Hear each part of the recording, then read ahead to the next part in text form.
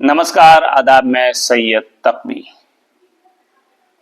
एक तरफ लेबनान और इजराइल के बीच युद्ध विराम समझौते की खबरें बार बार निकल के आ रही हैं, वहीं दूसरी तरफ इजराइल ने लेबनान की राजधानी पर जबरदस्त हमला कर दिया। जी हां दोस्तों, हिजबुल्लाह के साथ युद्ध विराम समझौते के करीब आने का दावा करने के बाद इजराइल ने लेबनान की राजधानी पर जोरदार हमला किया।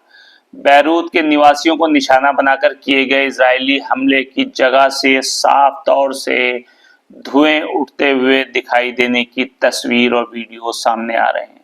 और ये ऐसे वीडियोस, ऐसी तस्वीरें हैं जिसको देखने के बाद शायद संवेदनशील लोगों के लिए बहुत बुरा लगे। इजरायली सुरक्षा कैबिनेट लेबनान के हिजबुल्लाह के साथ युद्ध विराम योजना को मंजूरी देने के लिए तैयार है, ऐसा दावा किया जा रहा है और यह कहा जा रहा है कि अंतिम विवरण पर काम किया जा रहा है।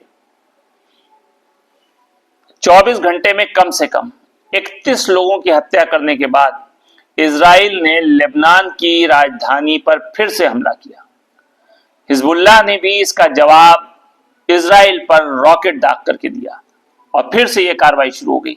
गजा पट्टी में इजरायली बलों ने एन्क्लेव के उत्तर में 3 हमलों में 11 फिलिस्तीनियों को मार डाला।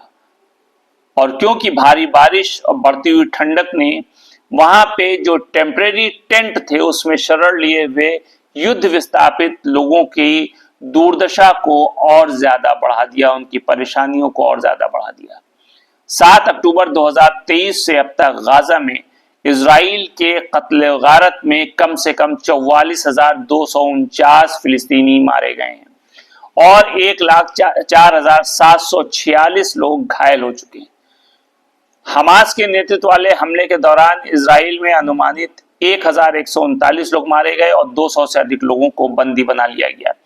लेबनान में गजा पर युद्ध शुरू होने के बाद से इजरायली हमलों में कम से कम 3,768 लोगों ने अपनी जानें गंवाई हैं और 15,699 लोग जख्मी हुए। सिविल डिफेंस ने गजा शहर में काम करना बंद कर दिया है। बचाव संगठन का कहना है कि गजा शहर में उनके कर्मचारियों के पास आग बचाव और एम्बुलेंस वाहनों को चलाने के लिए ईंधन नहीं है। फिलिस्तीनी सिविल डिफेंस ने एक बयान में कहा है कि जब तक इजरायली कब्जे वाले मानवीय संगठनों को आवश्यक मात्रा में डीजल की अनुमति नहीं दी जाती, तब तक हमारी टीमें नागरिकों की कॉल का जवाब नहीं दे पाएंगी। इससे बुरी स्थिति और क्या हो सकती है। उन्होंने कहा कि इजराइल द्वारा उत्तरी गाजा में ईंधन सहित सहायता की इजाजत देने से इनकार करना लोगों के लिए मौत के समान है या मौत की सजा के समान है। ऐसे सिटीजन्स, ऐसे नागरिक जिनके घर पर इजरायली कब्जे वाले क्षेत्र में बमबारी हो रही है और वो लोग आग के संपर्क में हैं। कल UNRWA के एक अधिकारी ने कहा था कि इजराइल अभी भी पट्टी को आवश्यक सहायता रोक रहा है, यानी गजा पट्टी में आवश्यक सहायता नहीं भेज रहा है। गजा में स्वास्थ्य मंत्रालय ने उन परिवारों के आंकड़े भी पेश किए हैं जिन्होंने इजरायली हमलों में कई सदस्यों को खो दिया है। गौर करने की बात है कि 1,410 परिवार पूरी तरीके से खत्म हो चुके हैं। 3,463 परिवारों में केवल एक ही सदस्य जीवित बचा है और 2,287 परिवार ऐसे हैं जिन्होंने सदस्यों को खो दिया है, लेकिन फिर भी एक से ज्यादा लोग जीवित बचे हैं। इसका मतलब यह है कि कुल 7,160 परिवारों ने कई परिवार के सदस्यों को खो दिया है, जिसमें 1,281 परिवारों ने कम से कम 5 सदस्यों को खोया है। मंत्रालय के अनुसार स्थिति बहुत भयावह है। इजरायली युद्धक विमानों ने उत्तरी गजा पर हमला जारी रखा है। एक समाचार एजेंसी के अनुसार अगर बात की जाए तो ये एक हमला जबालिया में एक परिवार के घर पर हुआ जिसमें कई लोग मारे गए।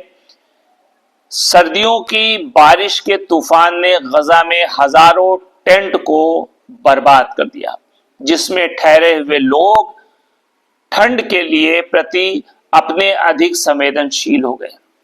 इजराइल हिजबुल्लाह युद्ध विराम की बढ़ती उम्मीदों के बावजूद, हालांकि ये खबरें वहां से आ रही हैं कि विराम हो सकता है, युद्ध विराम इजराइल और हिजबुल्लाह के बीच में हो सकता है, लेबनान से बात चल रही है। लेकिन अगर इस पर गौर किया जाए तो ऐसा बिल्कुल नहीं लगता है कि हिजबुल्लाह इजराइल के साथ किसी भी तरीके का युद्ध विराम समझौता कर सकता है, क्योंकि कहीं ना कहीं उसके पीछे ईरान जैसा देश भी खड़ा हुआ है और वो कभी नहीं चाहेगा कि इस तरीके से इतनी आसानी से समझौता हो जाए, क्योंकि अभी एक दिन पहले ईरान के सुप्रीम लीडर आयतुल्लाह खामेनाई ने ये कहा था कि इजराइल के प्रधानमंत्री बेंजामिन नेतन्याहू के लिए सिर्फ आईसीसी यानी इंटरनेशनल क्रिमिनल कोर्ट की जो रिपोर्ट है, जो वारंट जारी किया गया, वो काफी नहीं है, बल्कि उनके लिए सिर्फ और सिर्फ एक सजा है, वो है सजाए मौत। इस बयान के बाद ये युद्ध विराम समझौते की बात किसी भी तरीके से समझ में आने वाली नहीं है। इजराइल की सेना ने दक्षिणी बैरूत पर जो हमला जारी रखा है, वहां टायर हारफा और चामा के दक्षिणी क्षेत्रों पर जोरदार हमला किया है। इजरायली सेना द्वारा इलाके के निवासियों को धमकाने के बाद दक्षिण बैरूत में फिर से हवाई हमले किए गए।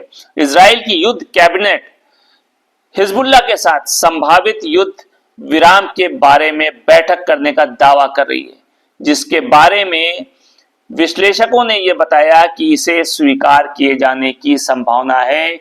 लेकिन अगर अतीत देखें, इतिहास देखें और इस वक्त जो हो रहा है उस कारगुजारियों को देखा जाए, तो आप गौर करें कि हिजबुल्लाह, हमास, हूती और उन सब का सहयोग करने वाले ईरान जैसे देश क्या इस बात को एक्सेप्ट कर पाएंगे कि इतने नरसंहार के बाद, जहां हजारों लाखों लोग मारे गए, बेकसूर बच्चे मारे गए, लोगों के घर बर्बाद हो गए, स्कूल बर्बाद हो गए, अस्पताल बर्बाद हो गए, किसी को भी इजराइल ने नहीं छोड़ा, क्या इसके बाद इतनी आसानी से युद्ध विराम समझौता हो सकता है? नमस्कार।